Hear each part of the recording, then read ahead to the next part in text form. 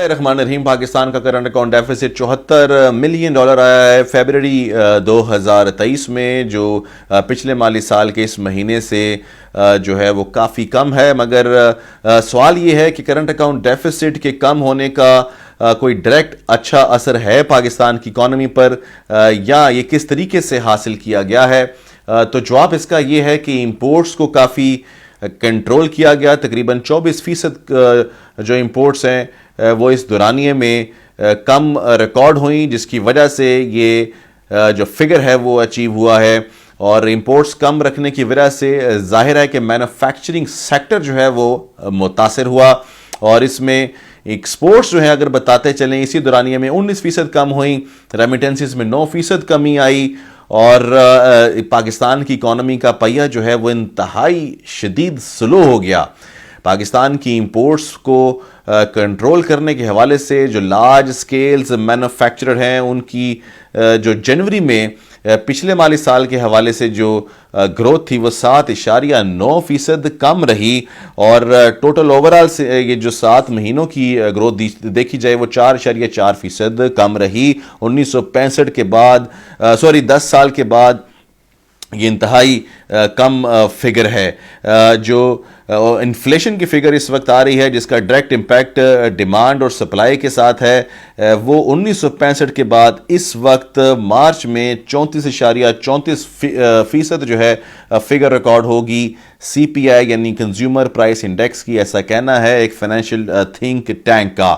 اب ہم بات کریں ایل ایس ایم کے اوپر تو لارج سکیلز مینوفیکچررز کی جو نیگیٹو گروتھ ہے وہ اس بات کا اندیہ ہے کہ پاکستان کی اکانومی اس وقت کس طرف جا رہی ہے۔ ہوم اپلائنسز کی انڈسٹری جو ہے وہ تقریباً بند ہونے کو ہے۔ کارز مینوفیکچررز جو ہیں وہ آپ کے سامنے ہیں، وہ ایک ایک کر کے شٹ ڈاؤن کرتے ہیں اور بعد میں پھر چند دنوں کے لیے چلا کے اور اس کے بعد پھر بند کر دیتے ہیں۔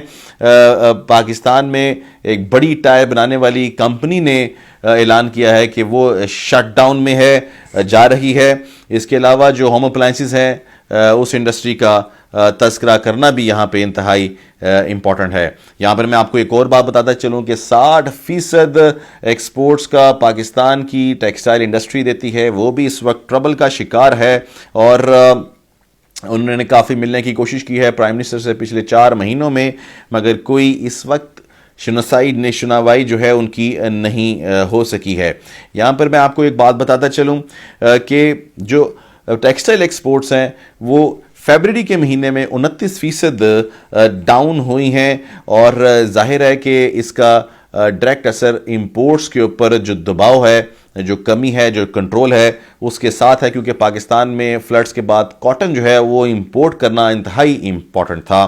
اس کے علاوہ میں آپ کو بتاتا چلوں کہ ایکسپینسو انرجی کی جو پرابلم ہے وہ بھی اس وقت علاقائی تناظر میں پاکستان کی ٹیکسٹائل انڈسٹریز دیکھ رہی ہیں، کیونکہ آئی ایم ایف کی کنڈیشن کے مطابق جو سبسڈیز ہیں انرجی کے اوپر اس کو وڈرا جو ہے وہ کیا جا رہا ہے۔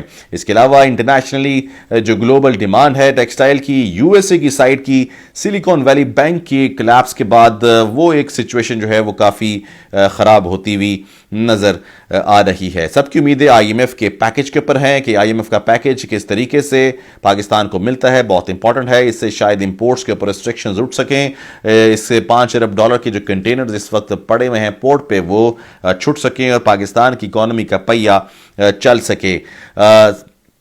فرینڈلی اسٹیٹ سے تقریباً کوئی $5 ارب اسحاق ڈار صاحب فرماتے ہیں کہ چاہیے، آئی ایم ایف کہتا ہے کہ $7 ارب چاہیے۔